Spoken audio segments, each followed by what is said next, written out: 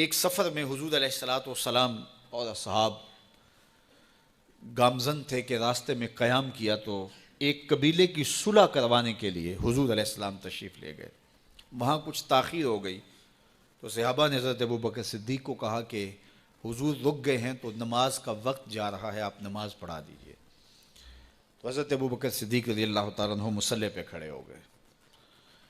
اب نماز شروع ہوگی، ادھر سے حضور بھی فارغ ہو گئے تو آقا کریم تشریف لائے. تو آقا کریم علیہ السلام جو ہی تشریف لائے تو صحابہ کی صفیں بندی ہوئی تھیں. حضور کو دیکھا، انہوں نے راستہ چھوڑ دیا. پیچھے سے لے کر کے مصلی تک صحابہ نے حالت نماز کے اندر حضور کے لیے راہ کشادہ کر دی. کاش کہ یہ حدیث سب لوگوں نے پڑھی ہوتی اور امت میں اتنے فرقے نہ بنتے اور یہ سوچ کبھی نہ پنپتی کہ نبی کے خیال سے نماز ٹوٹتی ہے. یہاں تو راستے چھوڑے جا رہے ہیں، یہاں تو پروٹوکول دیا جا رہا ہے.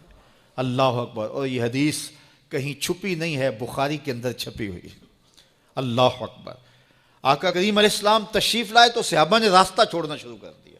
نماز بھی چل رہی ہے اور حضور کا راستہ بھی چھوڑ رہے ہیں.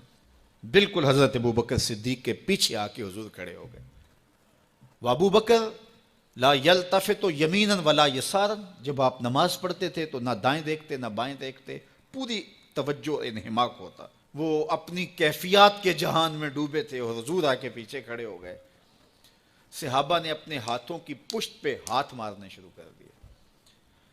مکعن و تس دیا قرآن نے. تالی لگانا، سیٹی مارنا یہ شیطانی اعمال ہیں، لیکن ہاتھ کی پشت پہ ہاتھ مار کے متنبع کرنا یہ مختلف مواقع کے اوپر یہ جائز ہے.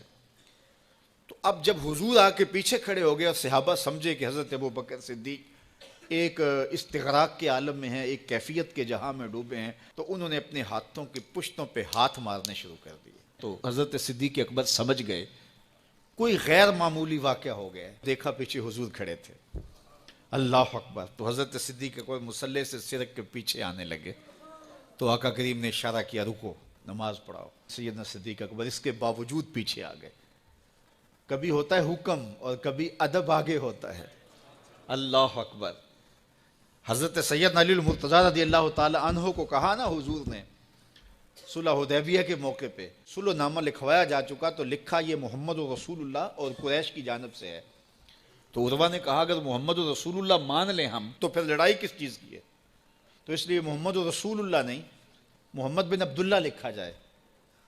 تو وہ اس بات پہ بضد ہو گئے اور اگر ایسا نہیں ہوتا تو معاہدہ ٹوٹ رہا تھا. تو حضور نے حضرت علی المرتضیٰ سے کہا کہ چلو رسول اللہ کا لفظ مٹا دو. عرض کی میں تو نہیں مٹاؤں گا، میں تو نہیں مٹاؤں گا، یہ نام میں تو نہیں مٹا سکتا. پھر حضور نے خود مٹایا. اب یہاں حضور نے کہا ابو بکر رکو، لیکن حضرت ابو بکر نہیں رکے، پیچھے آ گئے. اور پھر حضور خیر مصلی پہ گئے، نماز ہوئی، سلام پھرا. تو حضرت ابو بکر صدیق رضی اللہ تعالیٰ عنہ کو حضور نے کہا ابو بکر جب میں نے کہا تھا تم رکے رہو تو تم کیوں پیچھے آئے؟ تو سنو حضرت ابو بکر نے کیا جواب دیا رضی اللہ تعالیٰ عنہ. کروڑوں سلام، لاکھوں عقیدتوں اور نیاز مندیوں کے خراج ان کی چوکھٹ پہ عرض کرنے لگے ما کان لابن ابی قحافہ ان یؤم رسول اللہ صلی اللہ علیہ